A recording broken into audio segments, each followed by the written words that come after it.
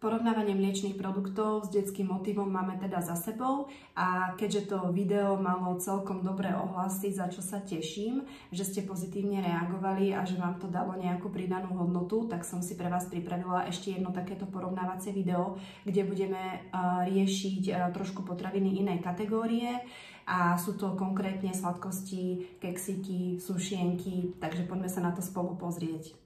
Mám tu pripravenú reprezentatívnu vzorku sladkostí, ktoré sú dostupné na našom trhu a budeme si ich postupne predstavovať z pohľadu, koľko obsahujú cukru na 100 gramov a koľko obsahujú cukru na jednotlivé balenia. Začnem sladkosťou, ktorá obsahuje úplne najviac cukru, čo som našla na 100 gramov a je to táto tyčinka, veľmi známa, ktorú už asi každý z nás jedol, takže veľmi dobre vieme, že je aj veľmi chutná. Obsah cukru na 100 gramov je tu až 50 gramov, to znamená 50% balenia je cukor. Na druhom mieste ma celkom nepríjemne prekvapil produkt, ktorý asi aj bežne kupujeme našim deťom a sú to nevidne vyzerajúce piškoty. Piškoty obsahujú na 100 gramov až 40 gramov cukru. Následne tu máme produkt, ktorý je taký tiež celkom tradičný a je to perníček, ktorý obsahuje na 100 gramov 33 gramov cukru, to znamená, že tretina balenia je cukor. Na ďalšom mieste tu máme potom takéto rôzne, nie len konkrétne tieto, ale proste plnené oplátky. Keď som bola v obchode a študovala som si trošku obsahy cukrov na 100 gramov v jednotlivých produktoch, tak v podstate skoro každé plnené oplátky mali okolo 30-31 gramov cukru na 100 gramov. Konkrétne tieto rezy obsahujú 31 gramov cukru na 100 gramov.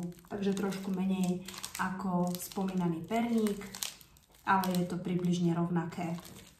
Na ďalšom mieste, hneď po plnených oplátkach, je tu opäť potravina s detským motívom. Je to obľúbený tento brumík, ktorý obsahuje takisto 31 gramov na 100 gramov. Balenie je ale menšie, možno aj z toho dôvodu, že je to určené pre detičky, takže to znamená, že v celom balíčku bude menej cukru, ale ten obsah cukru na 100 gramov je rovnaký ako hociaký keksík.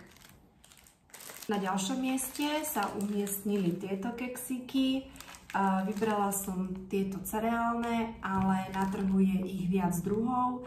Ten obsah cukru v jednotlivých druhoch na 100 gramov sa takisto veľmi nelíšil. Konkrétne tu máme v tomto druhu 23 gramov na 100 gramov. Na ďalšom mieste opäť to isté. Rovnaký výrobca, zase táto séria keksíkov, je to ale takéto maličké balenie. Tu máme na 100 gramov 22 gramov cukru. Potom sú tu potraviny alebo sladkosti z inej predajne, ktoré som kúpila v drogérii. Sú tu takéto keksíky s zimným motívom, sú to hruškové sušienky, ktoré majú obsah cukru na 100 gramov 12,2. Konkrétne balenie je väčšie. Sú to keksiky, ktoré sú vhodné pre deti od 1 roka. Ten obsah cukru je tu naozaj relatívne nízky, čo je veľmi dobré. Napríklad, keď si to porovnáme s piškótkami, ktoré vlastne tiež sú suchým pečivom, tak tu vidíme, že ten obsah cukru je 3 až 4 krát nižší ako tie piškóty, ktoré takisto veľmi bežne deťom podávame a kupujeme. A posledný produkt, ktorý by som vám rada ukázala, je ten, ktorý má samozrejme najnižší podiel cukru, aký som ja objavila. A to sú takéto chrumky kukuričné, detské, vhodné pre deti už od 8 mesiacov. Sú takmer úplne bez pridaného cukru, je tu iba 4,4 gramov cukru na 100 gramov. A teraz by sme si povedali v tejto druhej časti, koľko cukru obsahujú jednotlivé produkty v celom balení. Pretože v konečnom dôsledku nejde ani tak o to, ktorý produkt si vyberieme, ale ide najmä o to, koľko toho zjeme. To znamená, tá dávka je určujúca, či si svoje zdravie ochraňujeme, alebo či si viac škodíme, ako pomáhame. Ja by som tým pádom začala asi touto maličkou tyčinkou, pretože to znelo najviac desivo, že obsahovala až 50 gramov cukru na 100 gramov. Veľkou výhodou je ale to, že táto tyčinka má iba 35 gramov, takže výrobca pravdepodobne vie, čo robí. Je už potom iba na nás, či zjeme iba jednu, alebo si ešte potom otvoríme nejaký keksík, alebo zjeme týchto tyčiniek viac. Jedno balenie takéto tyčinky obsahuje 17,5 gramov cukru. Samozrejme je to dosť, ale zase keby táto tyčinka existovala napríklad vo verzii 100 gramov, tak si myslím, že veľa z nás by nemalo problém zjesť aj celú 100 gramovú tyčinku a tým pádom by sme prijali až 50 gramov cukru v jednej sladkosti. Takže to množstvo v tomto prípade zohráva naozaj veľkú úlohu. Teraz si preberieme to, čo bolo na druhom mieste, a to boli tieto piškóty. Tiež to znelo hrozne, že obsahovali až 40 gramov cukru na 100 gramov. Tieto piškoty sú také malinké, sú samozrejme asi prispôsobené detským ručičkám a sú určené pre toho detského spotrebiteľa, tak predpokladáme, že dieťa by nemalo zjesť celý takýto balíček piškot. Celý balík obsahuje skoro 30 gramov cukru, konkrétne 28 gramov. Opäť, keď napríklad si otvoríme balík piškôt a zjeme ho celý a ešte si ho napríklad zalejeme mliekom, tak je to obrovská dávka cukru. Ak ale napríklad tie piškóty rozdelím, či už sebe alebo tomu dieťaťu, aby som sa nepredávkovala, keď to mám takto povedať, tým cukrom, tak zase tie piškóty nie sú až taká hrozná voľba, lebo čo sa týka zloženia, tak majú celkom čisté zloženie, ktoré je vhodné aj pre deti, až na to, že naozaj ten obsah cukru je veľmi vysoký, takže treba tú dávku limitovať, rozmýšľať, koľko tých piškotiek k tomu dieťaťu dáme, a je takisto dôležité, aby to napríklad nezotkalo celý deň.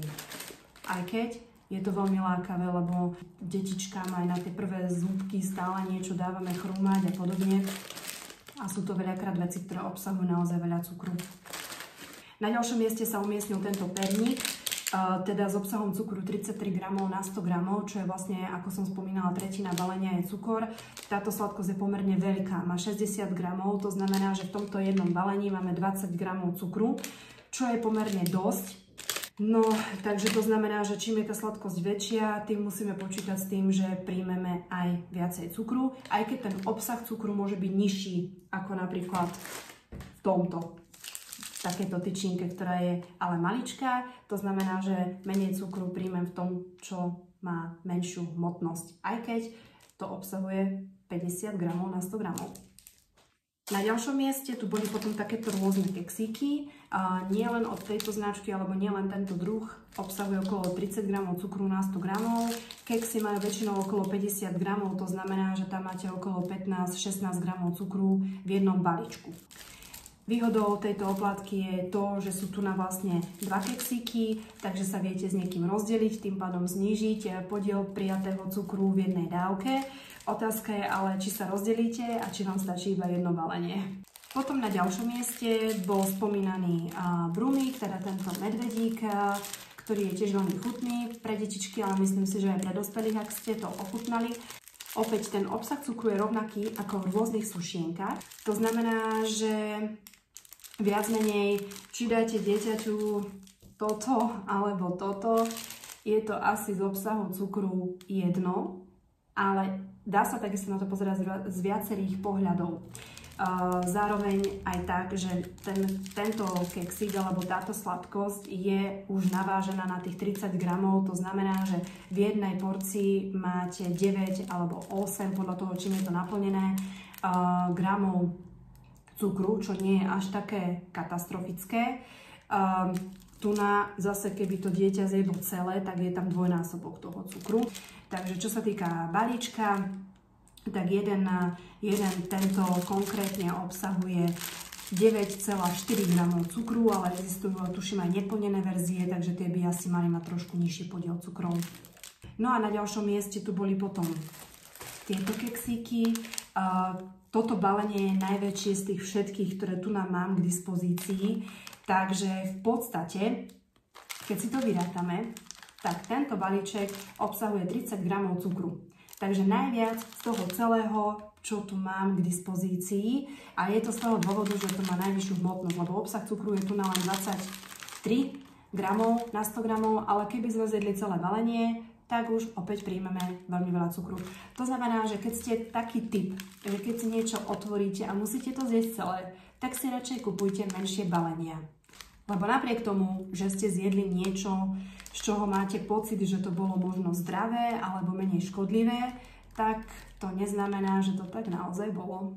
Potom tu máme takýto keksík alebo sušienku, ktorá obsahuje veľmi podobné množstvo cukru, je to 22 gramov na 100 gramov. Tu je ten balíček iba 50 gramový, to znamená, že keď to zjete celé, tak ste zjedli 11 gramov cukru, čo je 3-krát menej, ako keby ste zjedli celý takýto balíček. Potom tu už boli tieto dva posledné produkty, ktoré obsahovali najmenej cukrov zo všetkých týchto daných produktov. Sú to vlastne produkty, ktoré sú určené pre tie najmenšie deti.